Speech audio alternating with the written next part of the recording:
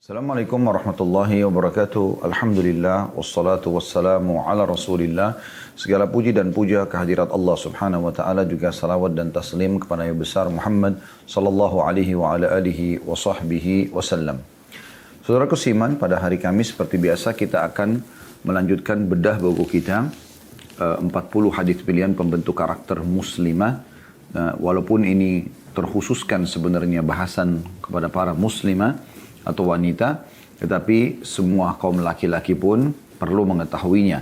Karena dia juga kalau sudah menikah punya seorang istri, ya sebelum menikah ataupun sudah nikah juga dia mungkin punya seorang ibu, tante, adik, anak perempuan. Orang di sekitar dia pasti ada kaum wanita yang dia butuh untuk memandu mereka agar memahami bagaimana menjadi muslimah yang benar. Dan kita sudah membahas ya, sampai ke hadis 35 pada pertemuan yang lalu, yaitu membahas tentang masalah larangan Nabi SAW untuk menyambung rambut dan minta disambungkan, ya, baik yang menyambung rambut ataupun yang minta disambungkan rambutnya, ya. Baik, kita akan masuk teman-teman sekalian hadis nomor 36 pada kesempatan kali ini. Saya akan bacakan dari Aisyah radhiyallahu anha bahwa Rasulullah sallallahu alaihi wasallam bersabda, "Ya Aisyatu, iyyaki wa muhaqqaratil dunub, fa inna laha minallahi taliba." Artinya, wahai Aisyah, jauhilah dosa-dosa yang disepelekan atau dianggap dosa kecil. Karena di sisi Allah, dosa-dosa itu memiliki penuntut. Hadis ini riwayat Ibnu Majah nomor 4243. Ibnu Hibban jilid 7 halaman 337 dan beliau mensahihkannya. Demikian pula Al-Haythami dalam kitab Al-Majma' di juz 2 halaman 392 mengatakan hadis sahih dari para perawinya juga adalah thiqat atau terpercaya. Saudaraku seiman, hadis ini secara lafaz Anda sudah bisa menangkap, ya. Artinya larangan seseorang itu berbuat dosa walaupun itu adalah dosa kecil. Semaksimal mungkin seorang muslim mengontrol dirinya agar tidak terjerumus dalam pelanggaran-pelanggaran agama. Gitu kan? Sengaja atau tidak sengaja. Karena memang dosa itu untuk dipelajari dan dijauhi. Tidak boleh sama sekali justru dilanggar. Ya. Walaupun manusia tidak bisa luput dari kesalahan. Bisa saja mereka lalai di waktu-waktu tertentu. Tapi kata Nabi SAW setelah menjelaskan semua anak Adam pasti berbuat salah. Lalu beliau mengatakan, dan sebaik-baik mereka yang membuat salah itu adalah orang yang kembali kepada Allah, ya. Orang yang bertaubat kepada Allah Subhanahu wa taala. Jadi dosa ini memang teman-teman sekalian mirip. Sering saya kasih contoh ini, kalau Anda di perusahaan, misalnya Anda bekerja di satu perusahaan, tentu perusahaan ini teman-teman sekalian akan punya peraturan-peraturan. Anda kalau masuk ke perusahaan, maka mereka akan menjelaskan kepada Anda tentang masalah kalau Anda lakukan 1, 2, 3, 4, misalnya kebaikan-kebaikan lah, ya, mematuhi peraturan-peraturan perusahaan, maka Anda akan mendapatkan bonus ini dan bonus itu. Misalnya gaji, bonus, fasilitas, dan segala macam. Tapi pasti di perusahaan juga itu akan ada teman-teman sekalian ancaman kalau Anda melanggar. Misalnya Anda tidak datang on time, Anda tidak menyelesaikan pekerjaan dengan baik, maka ada konsekuensi dari itu kan. Biasa di perusahaan namanya SP, surat peringatan. Biasa ada surat peringatan 1, surat peringatan 2. Kalau sudah sampai 2 kali pun tidak mau, maka surat peringatan yang ketiga, itu adalah peringatan terakhir, atau bahkan sudah pasti bisa di PHK, ya, atau diberhentikan secara tidak hormat dari perusahaan, kalau pelanggaran tersebut sudah terlalu fatal. Ya. Kalau masih masalah teknis biasanya masih dimaklumi, masih surat-surat peringatan. Tapi kalau sudah sampai pelanggaran itu fatal, atau pelanggaran kecil, tapi sudah sering diulangin. Misal tadi telat datang, sudah dinasihatin, nggak boleh loh, harusnya datang on time. Tetap aja dia datang terlambat. Lama-lama perusahaan juga akan jenuh. Karena orang ini selalu kalau dicari jam 7 pagi, di akad selalu tidak pernah ada. Datangnya jam 9 pagi. Atau dia seringkali akad pulang itu jam 5 sore, dia jam 3, jam 4 sudah tidak ada di kantor, misal. Dan sudah diingatkan, ini nggak boleh. Tapi tetap saja dia mengulanginya. Nah ini hal-hal yang seperti ini teman-teman sekalian, yang membuat ya mau nggak mau perusahaan akan mengambil sebuah keputusan jelas ya, dan tegas kalau ini orang harus dihukum, ya seperti itulah. Jadi walaupun pelanggaran dia adalah teknis-teknis biasa, kecil, tapi karena rutin terulang dan sudah diberikan peringatan juga tidak mau, maka secara otomatis akan datang hukuman yang berat. Nah ini rasional memahami tentang masalah dosa-dosa yang dianggap sederhana oleh sebagian orang, gitu kan? Dia terus bolak-balik mengulangi kesalahan tersebut tanpa dia menyadari, atau mungkin dia menganggap remeh, mengatakan ini kan cuma dosa kecil, nggak masalah misalnya. Dan dia tidak kembali kepada Allah SWT, tidak jadikan sebagai bahan muhasabah. Maka Allah pun akan mendatangkan konsekuensi dari perbuatan dosa dia itu. Tentu ini kita masih mengatakan tergantung daripada hak kausalitasnya Allah. Allah bisa memaafkan tanpa dihukum atau Allah hukum. Tapi makna sabda Nabi SAW, فَإِنَّ لَهَا مِنَ اللَّهِ طَالِبًا, sesungguhnya di sisi Allah itu, dosa-dosa ini memiliki penuntut, artinya ada harus pembersihnya, ya. Harus ada sesuatu yang membuat dia bisa terhapuskan, apakah dari konsekuensi hukuman ataupun pemaafan dari Allah Subhanahu wa taala. Kita akan lebih jauh nanti bahas ini insyaAllah. Namun saya akan bacakan dulu penjelasan disampaikan oleh penulis. Kata beliau, Ahmad Al-Fayyumi dalam Al-Misbah Al-Munir berkata pada juz 1 halaman 143. Hakra syai' dengan huruf qaf didhammahkan artinya sesuatu yang bernilai rendah sehingga tidak dipedulikan, maka ia disebut sesuatu yang sepele dan hina. Artinya di sini kan dikatakan oleh Nabi SAW, ya Aisyatu iyaki wa muhakkaratiz dzunub. Jadi sedang dijelaskan di sini makna daripada muhakkarat atau yang dianggap remeh. Ahmad Al-Fayyumi mengatakan dalam Misbahul Munir, hakras syai', ya, dari kata-kata tadi potongan daripada muhakkirat itu dengan huruf kaf didammakan artinya sesuatu yang bernilai rendah. Dianggap kecil. Nggak apa-apa gitu, ya. Sehingga tidak dipedulikan, maka ia disebut sesuatu yang sepele dan hina. Yang dimaksud dengan muhakkaratiz dzunub adalah dosa-dosa kecil. Karena dosa-dosa kecil jika dilakukan dengan terus-menerus akan menjadi besar. Sebagaimana dikatakan oleh para ahli ilmu, misal penulis kitab Tahdhib Madarijus Salikin berkata pada halaman 123, tindakan terus-menerus berbuat maksiat merupakan sebuah kemaksiatan lain. Ya. Jadi melihat yang haram misalnya, ini dosa, tapi kalau dia terus ulangin, maka pengulangannya ini adalah dihitung dosa sendiri lagi. Dan berdiam diri, ditambah tidak menghalangi orang dalam berbuat maksiat, adalah sebuah sikap israr atau terus-menerus dalam kemaksiatan, memberi restu dan merasa nyaman bersamanya.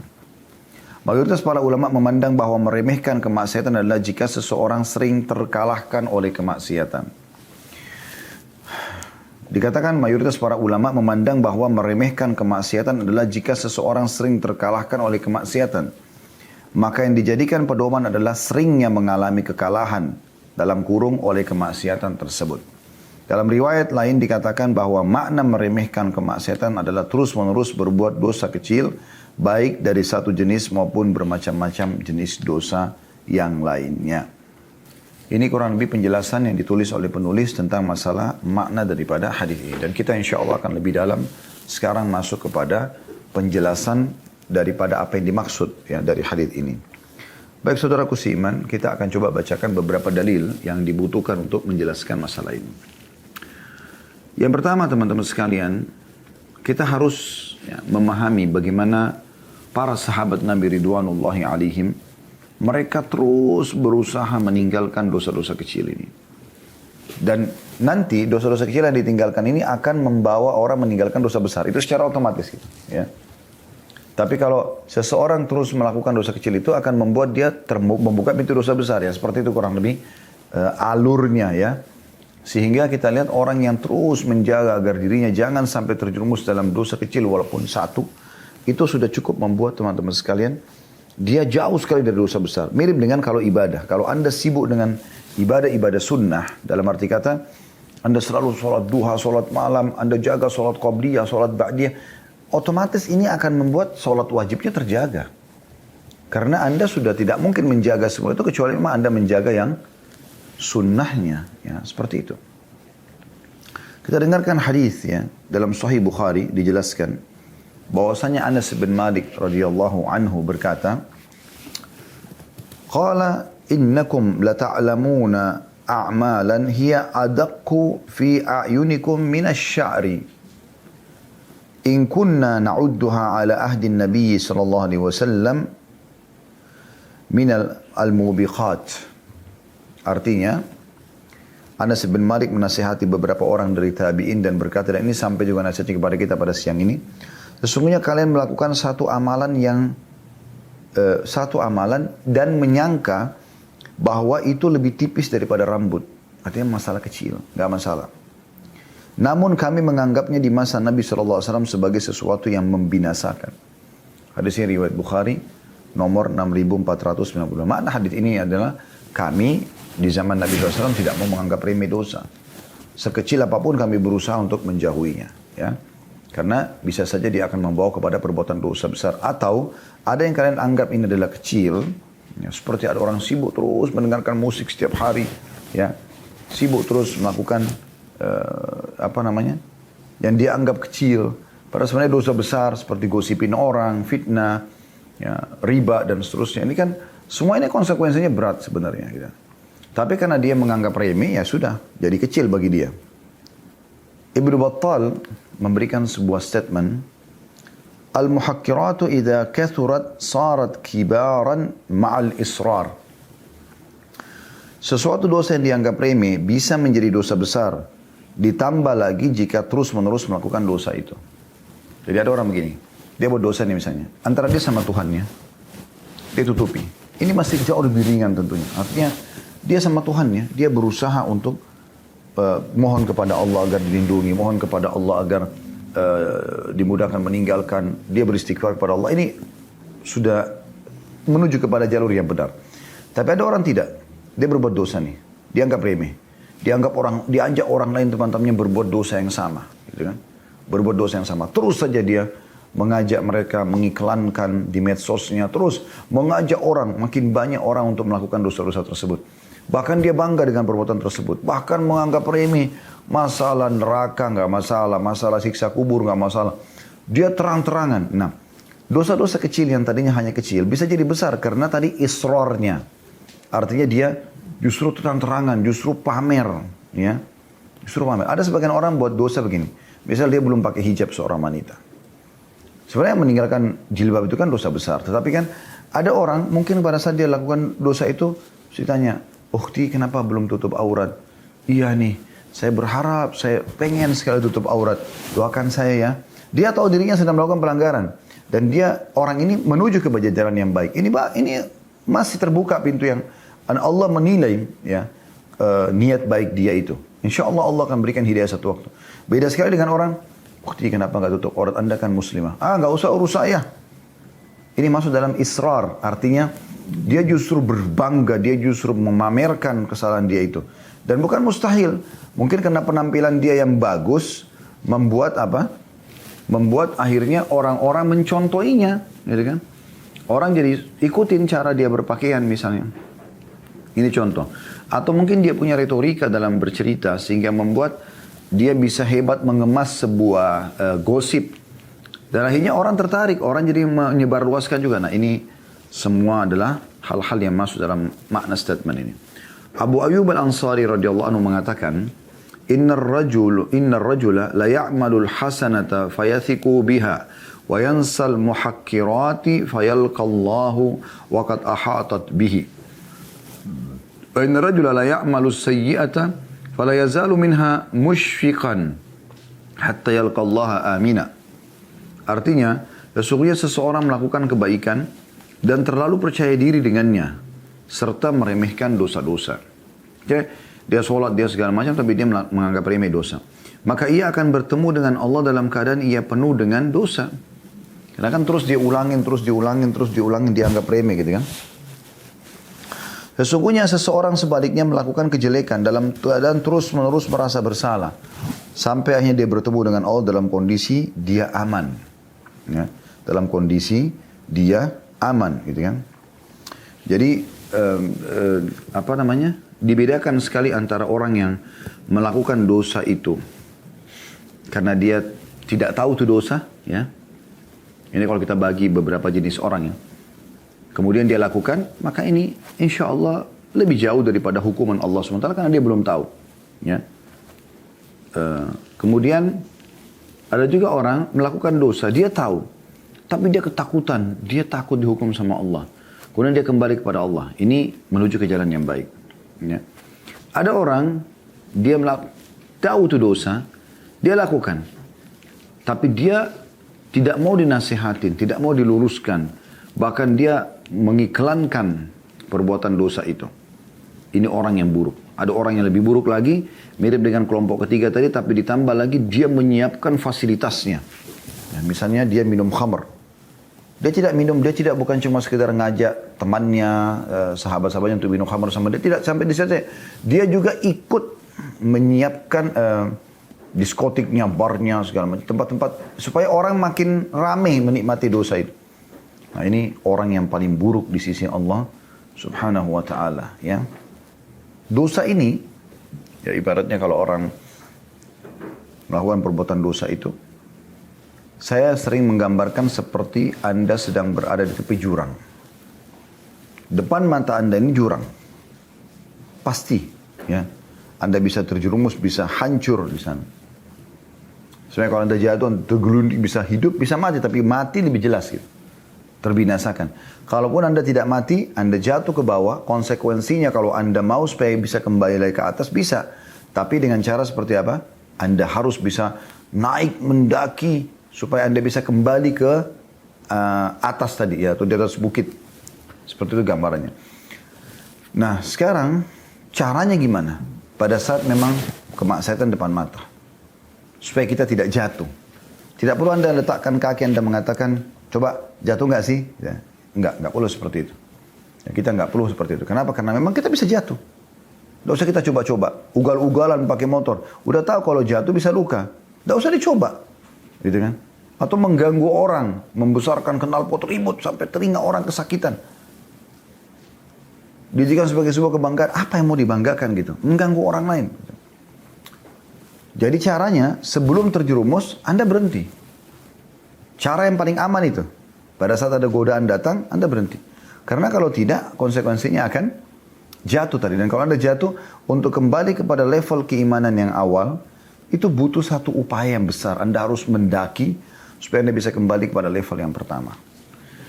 Contoh yang lain supaya mudah difahami, ibarat keimanan itu teman-teman seperti tangga, anak tangga. Dia setiap Anda naik tangga, Anda akan naik, Anda akan naik. Jadi setiap Anda buat ke satu ketaatan, Anda akan naik lagi. Satu ketaatan. Terus Anda naik. Sampai ke tingkat yang sangat tinggi. Nah, syaitan berusaha di belakang Anda untuk memberhentikan itu. Bagaimana caranya supaya Anda terhenti dari menambah level keimanan tadi? Bagaimana caranya? Dia harus mengejar itu. Dia harus membuat Anda tidak lagi naik levelnya. Maka yang dia lakukan adalah dia berusaha menarik. Dan syaitan itu kalau sudah berusaha menarik orang, jatuh misalnya turun satu tangga, maka dia tidak akan diam, dia akan coba tarik sampai Anda jatuh ke tangga yang paling bawah. Sehingga untuk kembali kepada tangga keimanan yang pertama, Anda butuh upaya lagi naik. Bahkan pendongkrak awal yang membuat Anda bisa, ya, yang membuat Anda bisa merasakan tingkat keimanan yang pertama itu belum tentu bisa lagi mengembalikan Anda ke level yang pertama. Misalnya, Anda pernah dengar tentang surga dan neraka. Lalu iman Anda bertambah. Mungkin di saat Anda melanggar, maka tidak akan bisa, ya, Anda kalau dengar itu lagi, terus Anda tiba-tiba kembali ke level yang pertama. Butuh satu upaya yang besar untuk itu. Ya. Terutama teman-teman sekalian, ya, yang bisa membinasakan, ya. Kalau dosa-dosa kecil, kita sudah bicara tadi. Dia kalau banyak, maka akan jadi dosa besar juga. Ada sebuah hadis begini. Lafadznya kurang lebih, Nabi SAW mengatakan perumpamaan orang yang terus mengumpulkan dosa-dosa kecil itu seperti satu kaum yang mereka dalam perjalanan, kemudian mereka mampir ke sebuah lembah untuk istirahat tentunya. Kemudian tukang masak mereka mengatakan, coba kumpulin buat saya ranting-ranting supaya saya bisa memasak gitu. Maka setiap anggota dari yang hadir di situ keliling untuk mengambil ranting-ranting. Nah tadinya ranting yang dibawa mungkin tidak banyak kalau per orang. Tapi karena banyak orang yang datang, gitu kan, kemudian digabungkan jadi satu, dia akan menjadi sebuah alat bakar api yang besar. Nah ini digambarkan oleh Nabi SAW seperti dosa-dosa kecil yang terus saja dianggap remeh dan dilakukan sampai bertahunan gitu kan. Dia melakukannya. Tentu sekali lagi manusia tidak luput dari dosa-dosa teman-teman sekalian. Tetapi perlu kita fahamin tentang masalah kalau kita biarkan, kita tidak memberhentikannya di satu waktu atau di satu tempat ya. Kemudian kita beralih kepada apa yang dibolehkan, maka secara otomatis akan mengganggu seperti itu. Bahkan sering kali muncul teman-teman sekalian kegelisahan dalam jiwa. Nah ini karena efek daripada dosa itu. Ya. Kita dengarkan bagaimana Hasan bin Ali radhiyallahu anhu mengatakan atau meriwayatkan sebuah riwayat dari kakeknya, dari Nabi SAW. Beliau bersabda kepada cucunya ini, Da' ma yaribuka ila ma la yaribuka. Fa inna sidqa tuma'nina wa innal kadhiba riba. Artinya, tinggalkan yang meragukanmu dan beralihlah pada apa yang tidak meragukanmu. Sesungguhnya kejujuran lebih menenangkan jiwa. Sedangkan dusta atau menipu akan menggelisahkan jiwa. Jadi Anda lihat akhir daripada lafaz hadis ini ya. Bagaimana Nabi SAW mengingatkan sebuah kaidah penting dalam hidup kita ini. Apapun yang meragukan, udah tidak usah dilakukan. Kita ragu nih, hukumnya boleh nggak sih? Udah tinggalkan aja. Aman gitu. Itu lebih baik. Sementara diberikan contoh oleh Nabi SAW, dan ketahuilah, jujur dalam permasalahan itu adalah ketenangan jiwa. Walaupun berat, tapi itu tenang. Karena itu bagian daripada ibadah. Allah SWT membolehkan, bahkan memerintahkan orang untuk jujur. Gitu kan? Kemudian, dusta, nah ini kemaksiatannya, adalah kegelisahan jiwa. Jadi orang kalau buat dosa teman-teman, minum khamar, berdusta, menipu orang, atau apalah yang dia lakukan, umumnya itu akan membawa kepada kegelisahan jiwa. Itu yang dimaksudkan dengan riwayat ini. Dalam lafaz lain dikatakan, فَإِنَّ الْخَيْرَ تُمَعْنِينَ وَإِنَّ الشَّرَّ رِيبَةً. Ketahuilah bahwasanya semua kebaikan yang dilakukan dari ketaatan-ketaatan adalah ketenangan jiwa. Sedangkan kejelekan selalu mendatangkan kegelisahan. Anda lihat misalnya ada orang pernah menipu uang 1 juta rupiah misalnya. Dia kalau tidak bertobat kepada Allah SWT, tidak berusaha mengembalikan hak orang yang telah diambil itu, maka pastikan teman-teman sekalian, dia akan selalu gelisah setiap kali mendengarkan orang mengucapkan angka 1 juta. Pasti dia akan karena dia selalu terngiang-ngiang gitu. Yang Allah menyebutkan dalam surah Al-Munafikun tentang orang-orang munafik, yahsabuna kulla sayhatin alim. Ya. Mereka mengira bahwasanya semua teriakan itu terarah kepada mereka. Padahal sebenarnya bukan mereka yang dimaksudkan, tapi karena mereka berbuat sana. Orang subhanallah berbuat dosa ini, kesana sini. Dia kalau jalan, dia kalau kemana-mana, dia tidak tenang jiwanya. Karena dia merasa seperti ada sesuatu yang jadi beban. Gitu. Tapi orang subhanallah, saya bolak-balik masuk masjid ya, di dekat kantor. Sampai hari ini alhamdulillah semoga Allah mudahkan ya, dan mengikhlaskan niat. Saya melihat ada orang-orang yang kerjanya azan ke masjid, datang ke masjid. Mereka hidupnya susah. Secara ekonomi, subhanallah, untuk dapat makan hari itu aja mereka sulit gitu. Ya. Kadang-kadang saya duduk, tanya pekerjaannya apa, ngobrol. Mereka susah sekali gitu. Artinya, kalau dapat nasi makan hari itu saja dengan lauknya, dia dan keluarganya sudah satu kenikmatan yang luar biasa. Besok-besok dipikirin lagi. Tapi kita temukan wajah-wajah mereka penuh dengan ketenangan jiwa. Ya. Ucapan-ucapan mereka penuh dengan percaya diri. Dan yang uniknya subhanallah, saya temukan dalam kondisi begitu pun mereka selalu mengatakan, kalau saya tanya bagaimana kabarnya, hari ini ada makanan. Alhamdulillah. Ini mungkin belum tentu bisa keluar dari lisan orang-orang yang kufur kepada Allah SWT atau orang-orang yang bermaksiat kepada Allah SWT. Mereka justru merasa semuanya serba kurang. Ini termasuk ketentraman jiwa subhanallah. Ada orang mungkin kaya raya, dan dia punya makanan banyak sekali, segala macam makanan ada, tapi dia nggak bisa nikmati. Saya pernah duduk dengan salah satu pangeran ya di Saudi. Itu kebetulan kami di Mekah. Masya Allah, dia terkenal orangnya soleh ya, dan dia menerima orang yang mau datang. Kebetulan saya subhanallah nginap di hotel yang beliau ada, dan beliau tidak mau masuk ke istana kerajaan gitu. Nah, pada saat saya lagi masuk, saya dengan ayah saya rahimahullah, dengan kedua adik saya laki-laki, kami masuk, kemudian saya pamit ingin bertemu dengan salah satu stafnya. Dan diizinkan silakan. Kami pun diundang makan, terus dia tanya kabar segala macam, tanya tentang Indonesia, saya jelaskan semua. Kemudian sempat dihidangkan makan, tapi subhanallah semua orang makan, beliau makan tidak berbeda. Cuma satu mangkuk, isinya cuma sayuran saja. Jadi ada terapi pengobatan gitu ya. Tentu saya tidak bicara tentang beliaunya. Beliau Masya Allah dikenal, yang saya tangkap adalah orang yang baik. Tapi ada orang begitu, mungkin semua orang bisa menikmati makanan, tapi dia tidak bisa. Ya. Bukan karena dia mau merendah atau dia memang ada masalah, dia nggak bisa gitu. Ini orang dalam kondisi baik aja bisa begini, apalagi kalau orang dalam kondisi tidak baik. Orang yang bermaksiat kepada Allah SWT, sulit sekali gitu kan. Kemudian dalam hadis yang lain, Nabi dari Nawas bin Sam'an radhiyallahu anhu, bahwasanya Nabi SAW bersabda, "Al-birru husnul khuluqi wal ithmu ma haka fi nafsika wa karihta an yattali' alaihi nas." Artinya kebaikan itu adalah dengan berakhlak yang mulia. Dengan santun, dengan ramah, dengan sopan dan seterusnya. Sedangkan kejelekan atau dosa adalah sesuatu yang menggelisahkan jiwa. Ketika kejelekan tersebut dilakukan, tentu engkau tidak suka hal itu nampak di tengah-tengah manusia. Artinya dosa itu sesuatu yang tidak ingin orang lain tahu. Ya.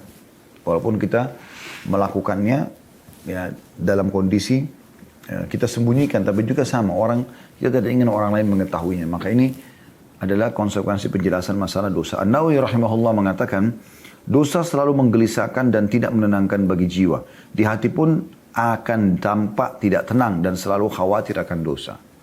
Ini efek-efeknya maksudnya, efek daripada itu. Sampai-sampai jika seorang dalam keadaan bingung, Nabi SAW memerintahkan menanyakan pada hatinya dalam hadis ini. Apakah perbuatan tersebut termasuk dosa atau tidak? Ini terjadi tak kala hati dalam keadaan gundah gelana dan belum menemukan bagaimana hukum suatu masalah. Beliau mengingatkan nasihatnya kepada Wabisa radhiyallahu anhu, ya. Istafti nafsak. Tanya fatwa pada dirimu sendiri. Istafti qalbaka ya Wabisa. Tanya hatimu, wahai Wabisa. Dan beliau mengulangi ini sampai 3 kali. Al-birru matma'annat ilaihi an-nafsu wa tatma'anna ilaihi al-qalbu. Ketahuilah. Selalu membuat senang gitu.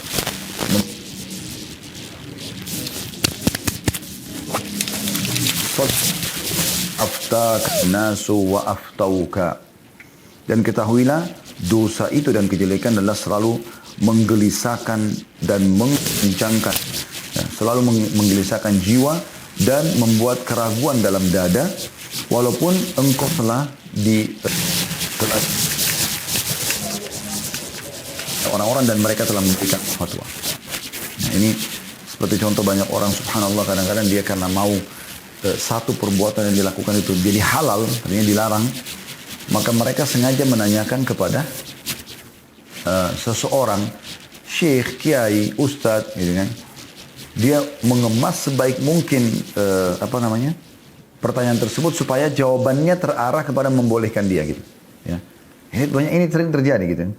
Makanya saya kadang-kadang atau kami kadang-kadang menjawab ya di pertanyaan pengajian kalau ditanya apa hukumnya begini, apa hukumnya begitu, maka kami katakan kami akan jawab sesuai dengan pertanyaan Bapak Ibu sekalian dan Allah akan membalas kami sesuai dengan jawaban kami. Artinya apa? Kami fahamin. Kalau Anda mengemas itu, maka akan membuat Anda nanti ya, dihukum oleh Allah Subhanahu wa taala. Karena pernah saya alami itu. Ada seseorang ibu bertanya di pengajian, suami saya zalim, suami saya begini, tidak memberikan nafkah, tidak segala macam, banyak hal yang buruk itu. Maka pertanyaan terakhir adalah, boleh nggak saya mengajukan perceraian? Maka saya bilang, kalau sesuai dengan apa yang ibu jelaskan ini, ya, banyak pelanggaran suami yang disebutkan, banyak sekali gitu. Dan ini secara syar'i sudah boleh sebenarnya si wanita ini minta minta cerai dari suaminya. Maka saya katakan boleh, gitu kan. Subhanallah, setelah selepas pengajian mungkin setengah jam atau 1 jam, ada seorang bapak telepon saya lalu menanyakan, sebutkan namanya, lalu dia mengatakan, Ustaz Khalid, saya si fulan, saya ingin tanya, apa tadi di pengajian ada yang tanya perempuan begini? Maka saya katakan, iya ada. Ya. Dia mengatakan itu istri saya Ustaz, dan itu tidak benar. Apa yang ditanyakan oleh dia, apa yang disampaikan itu sebenarnya tidak benar. Saya sudah memberikan dia nafkah, saya sudah begini, saya sudah begitu, segala macam hal. Sampai dia mengatakan, kalau perlu saya akan menunjukkan bukti-bukti kepada Ustaz. Maka saya katakan, saya tidak perlu bukti itu Pak. Bapak selesaikan sama istrinya, tapi saya sudah jawab sesuai dengan pertanyaan ibu saja. Kalau dia tidak benar, maka antara dia sama Allah subhanahu wa ta'ala. Ya. Ibnu Rajab berkata rahimahullah, hadis Wabisah radhiyallahu anhu ini, dan yang semakna dengannya menunjukkan agar kita selalu merujuk pada hati ketika ada sesuatu yang merasa ragu. Jika jiwa dan hati itu tenang, maka itu adalah satu kebaikan dan halal. Namun jika jiwa dalam keadaan gelisah, maka itu berarti termasuk suatu dosa dan keharaman. Ingatlah bahwasanya hadis Wabisah dimaksudkan untuk perbuatan yang belum jelas halal atau haramnya, termasuk dosa ataukah bukan. Sedangkan jika sesuatu sudah jelas halal dan haramnya, maka tidak perlu lagi merujuk pada hati. Jadi maksudnya ini kalau ada keraguan saja. So, kalau sudah jelas haram berarti dia haram. Ya. Saudaraku seiman, kalau seandainya ada orang yang berbuat dosa tapi dia tenang dengan dosa itu, dia anggap itu tidak ada masalah. Ya. Sudah diingatkan dia tidak mau peduli, tetap aja. Lalu kemudian kita lihat orang ini tetap saja melimpah dalam kenikmatan. Ada apa sebenarnya?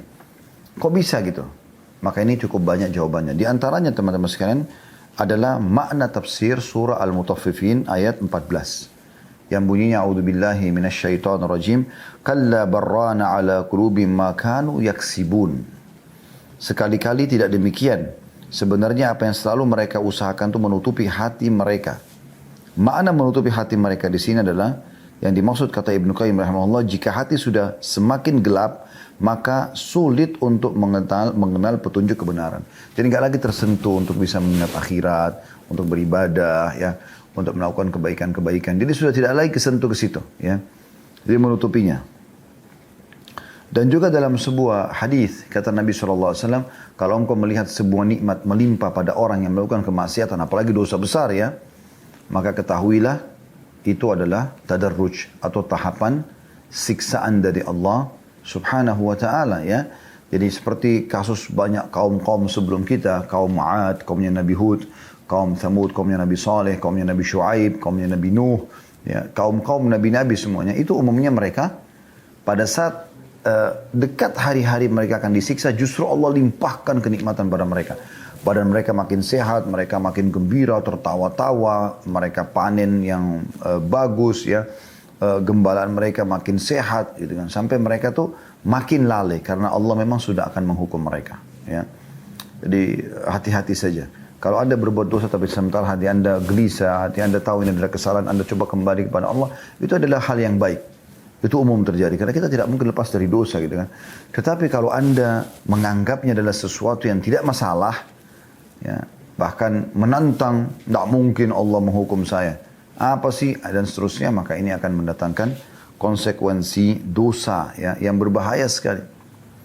Makanya Nabi SAW sering kali membaca doa, Allahumma inni as'aluka fi'lal khairati wa tarkal munkarat. Ya Allah, aku minta agar selalu berbuat kebaikan dan aku meninggalkan perbuatan kemungkaran, ya, kemungkaran. Dan ini hal yang mesti digarisbawahi teman-teman sekalian, ya. Jadi kita bagaimana supaya tersibukkan, selalu berbuat kebaikan dan meninggalkan kemaksiatan. Kalaupun ada kemaksiatan, kita segera kembali kepada Allah subhanahu wa ta'ala. Begitu juga pada saat Nabi SAW sedang berada di atas tunggangan satu keledai bersama Mu'adz bin Jabal radhiyallahu anhu. Lalu beliau mengatakan, wahai Mu'adz, sesungguhnya aku mencintaimu. Ya. Maka aku sarankan jangan kau tinggalkan doa setiap kali habis sholat. Allahumma inni ala dzikrika wa syukrika wa husni ibadatik. Ya Allah, tolonglah aku. Karena kalau Allah tidak tolong, kita nggak bisa. Ya. Tolonglah aku agar selalu berzikir kepadamu. Kalau Anda termasuk orang yang tidak pernah luput untuk berzikir, ingat, baik itu zikir rutin habis sholat, baik itu zikir pagi petang, baik itu zikir di setiap ada kesempatan membaca salawat, membaca istighfar, membaca la haula wala quwata illa billah. Ada kesempatan, itu luar biasa. Makanya kata para sahabat ridwanullah alaihim, siapa yang Allah mudahkan lisannya beristighfar, berarti Allah ingin mengampuninya. Siapa yang Allah mudahkan dia berdoa, maka Allah ingin mengabulkannya, kan begitu. Ini hal yang positif sekali, gitu kan. Maka siapa yang terbiasa ini siapa yang bisa ini luar biasa. Walaupun kadang-kadang terlintas satu dua celah syaitan bisa masuk kepada dia, ya. Tapi orang seperti ini seperti ibaratnya orang yang sedang bertarung dan dia punya tameng yang sangat kuat, gitu kan. Dia bisa menaklukkan setiap saat musuhnya. Maka ini ibarat dia sama atau melawan syaitan itu. Nah, dia punya banyak perangkat. Tapi kalau ada orang teman-teman sekalian, dia sudah lalai dari zikirullah, lalai dari sholat 5 waktu di masjid, lalai dari ibadah-ibadah sedekah, baca Quran. Ini tidak ada pada dia. Kemudian dia tambah lagi terjerumus dalam dosa yang dianggap remeh. Ini sudah jelas kebinasaan di depan mata dia. Wa na'udzubillah. Dan perlu juga Anda ketahui bahwasanya kalau dosa, terutama dosa besar ya. Ini kan kita bicara dosa kecil. Tapi kalau dosa kecil terus dibiarkan maka akan jadi dosa besar kan. Nah ini akan mendatangkan musibah-musibah. Gitu kan. Seperti disebutkan oleh Ali bin Abi Thalib radhiyallahu anhu. Ma nuzzila bala'un illa bidhanbin wala rufi'a bala'un illa bitaubah. Ini statement yang sangat masyhur dari beliau. Beliau mengatakan tidaklah musibah tersebut turun melainkan karena dosa. Musibah ini artinya baik secara individu ataupun umum, kena semua orang ya. Oleh karena itu tidaklah bisa musibah itu hilang melainkan dengan taubat. Ini kaca kuncinya. Ini pernah kita jelaskan ya di materi khusus tentang masalah taubat di beberapa pertemuan kita yang lalu ya. Insya Allah mudah-mudahan Anda bisa temukan di playlistnya YouTube, insya Allah ada ya. Dan Allah Subhanahu wa taala memastikan dalam surah Asy-Syura ayat 30, A'udzu billahi minasyaitonir rajim wa ma asabakum min musibatin fabima kasabat aydikum. Apapun musibah yang menimpa kalian sehingga merata dan Anda atau kalian tidak sukai, itu semua dari hasil tangan kalian. Kan tidak mungkin orang patuh di perusahaan baik kemudian dia dibenci tanpa sebab. Tidak mungkin. Orang prestasi di perusahaan banyak yang dia datangkan gitu kan. Tapi kalau orang malas, orang banyak buat pelanggaran, maka ini dikeluarkan. Ibnu Qayyim rahimahullah mengatakan, di antara akibat dari berbuat dosa adalah menghilangkan nikmat. Ya, nikmat ibadah, nikmat kekhusyuan dalam sholat, nikmat berzikir, nikmat baca Quran, nikmat berdoa, nikmat ibadah ini hilang.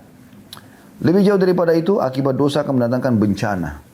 Jadi awalnya hilang dulu kenikmatan, dan lama-lama datang bencana. Oleh karena itu hilangnya suatu nikmat dari seseorang hamba adalah karena dosa. Begitu pula datangnya berbagai musibah disebabkan juga karena dosa. Ini diambil dari buku Al-Jawabul Kafi halaman 87 ya. Ibnu Rajab berkata rahimahullah Al-Hambali, tidaklah disandarkan suatu kejelekan atau kerusakan melainkan pada dosa, karena semua musibah itu disebabkan karena dosa. Jadi semua kejelekan disebabkan karena dosa. Seperti itu kurang lebih gambarannya ya. Jadi ini poin-poin yang perlu digarisbawahi tentang masalah bagaimana seseorang itu sebenarnya kalau patuh kepada Allah, Allah akan limpahkan kenikmatan pada dia, kenikmatan ibadah, kenikmatan rezeki dan segala macam, dan tidak ada seseorang yang melakukan maksiat kecuali akan ditahan kenikmatan ibadah itu, lalu kemudian musibah juga akan datang kepada dia. Allahu a'lam. Nah, ini kurang lebih gambarannya, dan kita tutup dengan firman Allah Subhanahu wa taala yang bisa jadi pegangan untuk kita semua tentunya, yaitu dalam surah Ar-Ra'd ayat 11, A'udzu billahi minasyaitonir rajim. Innallaha la yughayyiru ma biqaumin hatta yughayyiru ma bi anfusihim. Sesungguhnya Allah tidak akan mungkin mengubah nasib satu kaum sampai mereka mengubah nasib mereka sendiri. Artinya, Anda mau jadi orang baik, Anda mau jadi dekat kepada Allah, maka Anda tinggal memperbaiki diri Anda. Menjadi orang yang baik saja, selesai. Anda tobat nasuha dari dosa-dosa, dari kekufuran, dari kemaksiatan, lalu Anda kembali kepada Allah, Anda nikmati yang halal, kerjakan perintah, meninggalkan yang larang, yang dilarang, maka Anda akan hidup tentram dengan izin Allah SWT sebesar apapun kesalahan yang sudah pernah Anda lakukan. Allahu a'lam.